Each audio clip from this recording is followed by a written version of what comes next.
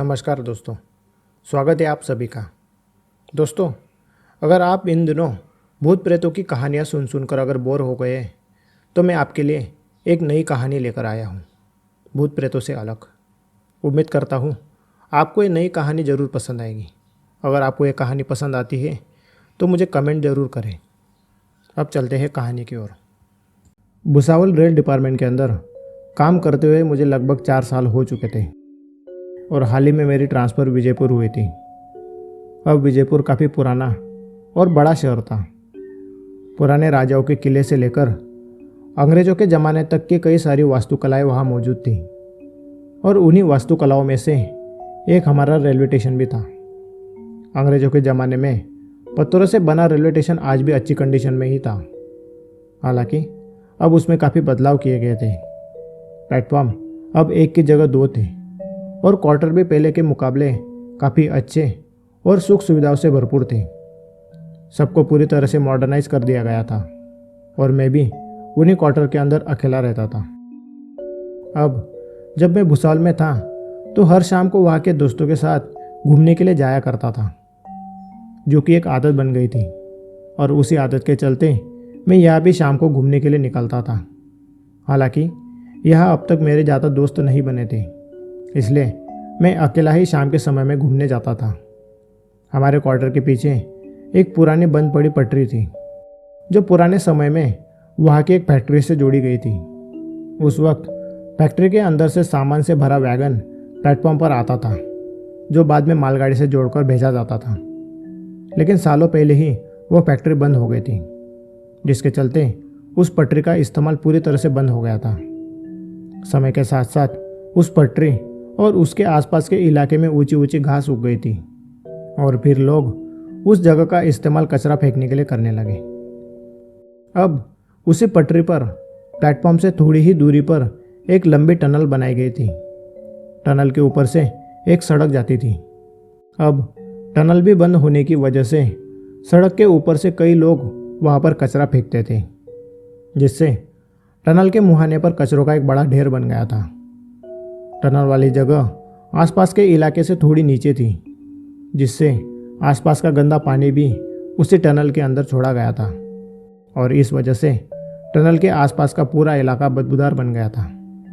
हालांकि प्लेटफॉर्म से लेकर टनल तक का रास्ता काफ़ी शांत और बदबूदार नहीं था।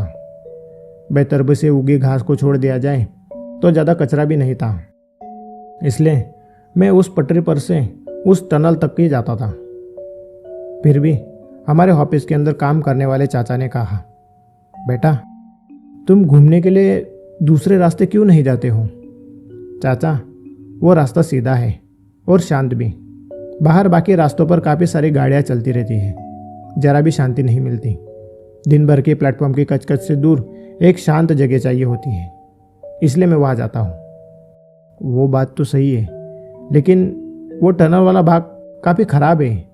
एक तो गंदगी भी काफ़ी है और ऊपर से पता नहीं वहाँ सांप बिच्छू हुए तो।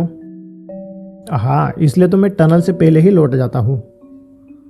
ठीक है, लेकिन संभल कर जाया करो। अक्सर टनल के आसपास नशेड़ी भी घूमते हैं। और चाचा की यह बात ध्यान में रखते हुए मैं हमेशा टनल से पहले ही लौट जाया करता था। उस शाम भी तकरीबन 5:30 बजे के आसपास मैं टहलते टहलते टनल तक गया। मैंने अपने कान में हेडफोन लगाए हुए थे और गाने सुनता हुआ मैं अपने मस्ती में चल रहा था। और जब मैं टनल के नज़दीक पहुंच गया तो मैंने देखा कि टनल के पास एक 11-12 साल का लड़का खड़ा था। उसके बाल बिखरे हुए थे, कपड़े काफ़ी गंदे और मैले थे, जैसे सालों से ना धुले हों, और वो ऐसे खड़ा होकर मुझे देख रहा था जैसे वो काफ़ी नशे में हो। मुझे उसे वहाँ देख काफ़ी अजीब लगा। एक तो वो काफ़ी कम उम्र का लड़का था और शायद वो नशे में भी था।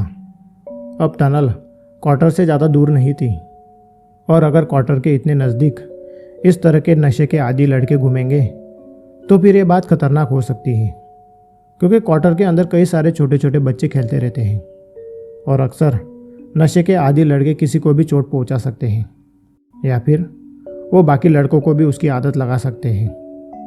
हालांकि वो लड़का सच में नशे में था या नहीं, ये मुझे नहीं पता था, इसलिए मैंने उसे आवाज़ लगाई, लेकिन मेरी आवाज़ को सुनते ही वो धीरे धीरे उल्टे पैर टनल के अंदर चला गया।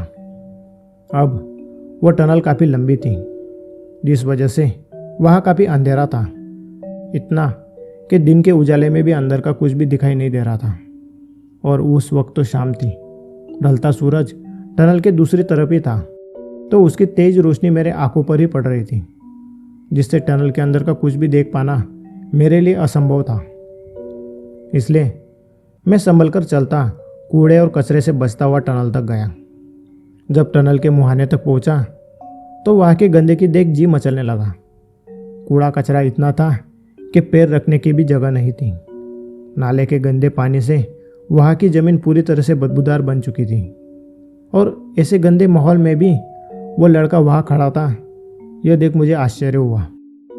हालांकि उस लड़के को ढूंढने के लिए मैं टनल के अंदर जाने लगा, क्योंकि मुझे लग रहा था कि टनल के अंदर और भी लड़के हो सकते हैं और उन्हें वहाँ से भगाना जरूरी था। मैं टनल के अंदर गया। अंदर काफ़ी अंधेरा था, इसलिए मैंने अपने मोबाइल की टॉर्च शुरू कर दी। उस टॉर्च के उजाले में मैंने देखा कि टनल की पूरी छत काली पड़ चुकी थी और हर तरफ जाले ही जाले थे। ज़मीन पर उतना ही कूड़ा था जितना टनल के बाहर था, और नाले का गंदा पानी भी वहीं पर ठहरा हुआ था। अब मैं उसी टॉर्च के उजाले में उस टनल के अंदर उस लड़के को ढूंढने लगा, और तभी मुझे टनल के अंदर से एक अजीब तरह की बुदबुदाने की आवाज़ आने लगी।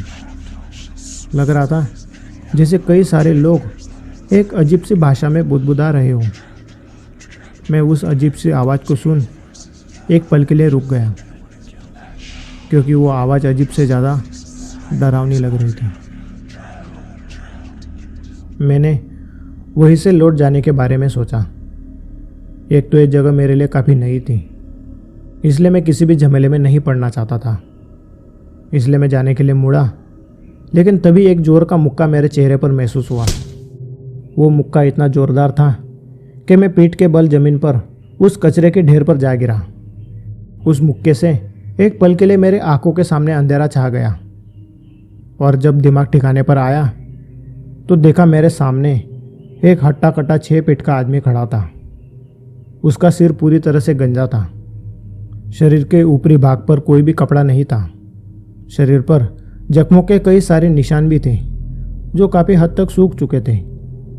वह गंजा आदमी आगे आया। उसने मेरी कॉलर पकड़ी और मुझे घसीटकर टनल के अंदर ले जाने लगा।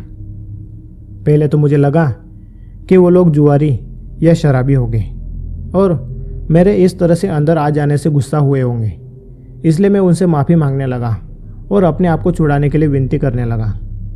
लेकिन वो गंजा आदमी मेरी कोई भी बात सुनने को तैयार नहीं था। वो मुझे घसीटता हुआ ले जाने लगा। टनल के थोड़ा अंदर बड़े बड़े काले पर्दे लगे हुए थे, ताकि बाहर से लोगों को टनल के अंदर का कुछ भी दिखाई ना दे। और पर्दे के दूसरी तरफ से वही डरावनी फुसफुसाहट की आवाज़ आ रही थी। वो गंजा आदमी मुझे पर्दे के उस तरफ ले गया, और पर्दे के उस तरफ का माहौल देख मेरा जो अंदाज़ा था कि ये लोग शराबी या जुआरी होंगे, वो सब गलत हो गया। क्योंकि पर्दे के उस पार का नज़ारा काफ़ी अजीब था।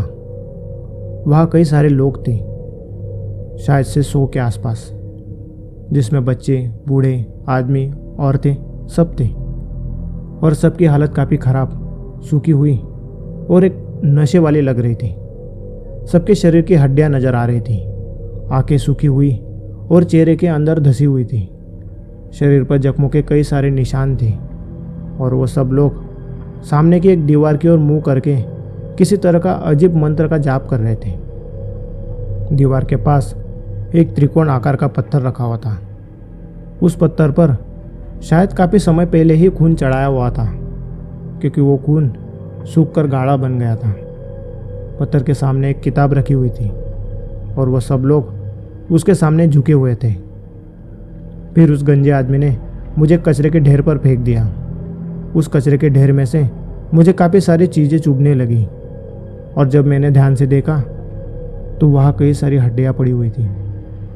अब उन हड्डियों को देख मुझे समझ नहीं आ रहा था कि वो सारी हड्डियाँ किसी जानवर की है या इंसान की।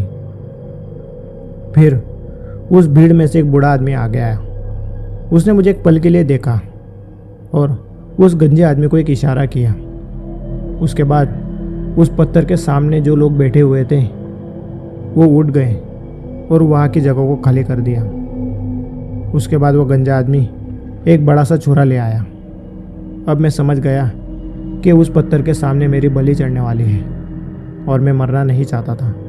मुझे कैसे भी करके वहाँ से भागना था और वहाँ से भागना मेरे लिए कोई मुश्किल काम नहीं था, क्योंकि वहाँ जितने भी लोगों की भीड़ थी वो सारे के सारे कमज़ोर, बीमार और एक अजीब तरह के नशे में लग रहे थे।